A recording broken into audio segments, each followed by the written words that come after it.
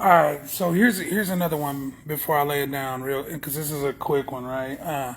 Do you still work there? Or are you retired? No, I don't still work there, and no, I ain't retired. I actually I worked there in the late 2000s and into the very early teens, I guess, right? But I wasn't like I didn't work there indefinitely or anything. Like I told everybody before, like I went and got a job there because I had a son that was about to be born and I needed a better job to support him. And during that time that I was actually working out there, my wife and I were creating a business. And so when that business was able to financially allow for me to leave, I left.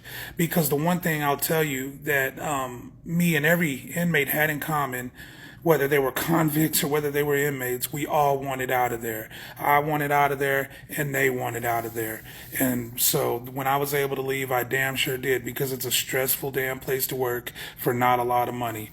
And so I worked with my wife at the business that we built and created, and I needed health insurance though, right? Because even as a small business owner, you still have to have health insurance, right? So I went back to work for the state of Texas, where I had worked at a psychiatric hospital before that, you know. So I went back to work at a psychiatric hospital, and I worked my way up to being I taught the classes, right? I was actually the lead. So I was the lead person on my unit, which was an all male unit. They were all there for competency, meaning waiting to be found competent again and go back to jail. And I loved that job because I would teach competency classes, drug and alcohol classes. I was in a lead position, which pissed a lot of people off because they don't like no tattooed, fast talking, bearded people out there, that's smarter than them, by the way, you know what I mean? But that's a whole nother bitter little story. But anyway, I loved the job. The job was great, but I had worked my way up to as far as I could go without having a degree. So what I did is I went back to school later in life, and I went and got my degree in social work. You know, I won awards and I graduated, believe it or not, with Latin honors when I got my associates, and Latin honors when I graduated from the university in social work. And I actually was physically there in school with a bunch of youngsters, and I'm the old man in there, and you know what I mean? And that was a whole little experience in itself to see how there's me, which I would consider myself like a libertarian, and a bunch of very liberal young people, and because I'm conservative on a lot of things and I'm super liberal on a lot of things, and then so after I graduated, I got my degree. I got a job at a rehabilitation type center, and I'm actually I'm the social services director over a couple little. There's a couple small facilities in my area that I'm over, and just a fancy way to say I'm a social worker. I try to help people. I try to help people, get to where they need to be to live in the least restricted environment as possible for them. You know what I mean? Because everybody's unique and everybody's different in that sense. So like, let me tell y'all,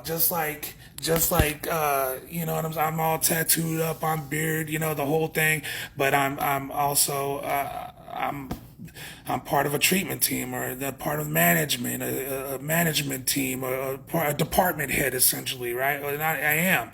So don't judge a book by its cover. And y'all hear me cussing and talking loud and this, that, and here, but it's kind of like a switch flips when I'm in the professional world. I'm doing professional things. Right now we're talking about an old world that no longer exists for me and stuff. But that's what my history looks like, and this is definitely something that I want to talk about some more as far as what it looks like working in a psychiatric hospital, what it kind of looks like working with people, and while doing that, respecting confidentiality and HIPAA and all the other rules and laws that I have to follow being a social worker.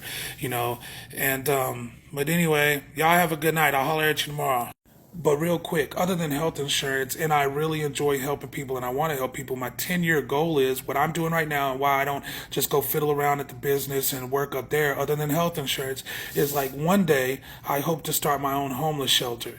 I'm going to take a holistic approach and we're gonna address issues like recovery. We're going to have vocational training. Hopefully I'll have a like a second business attached to the nonprofit where I'll start a janitorial crew and that'll get people back to you being used to being at a certain place at a certain time and getting them back and giving them work experience and something to put on an application instead of just leaving it blank for what have you been doing for the last so and so.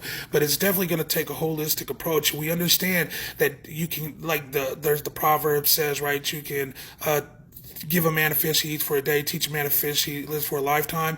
Well, for those that want to get out of the streets, because not everybody does, but those that are tired of living that life and want to get out of the streets, like I want to take a like a holistic approach, touch on many different things because it's a mini system type problem, and get them where they need to be. So like buying like an old motel or old nursing home and really doing the damn thing. That's my like 10-year goal to start that nonprofit.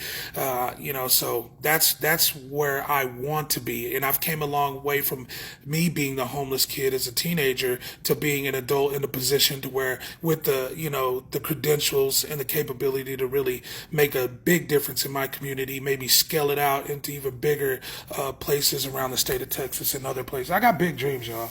But like I said, I'll holler at y'all tomorrow.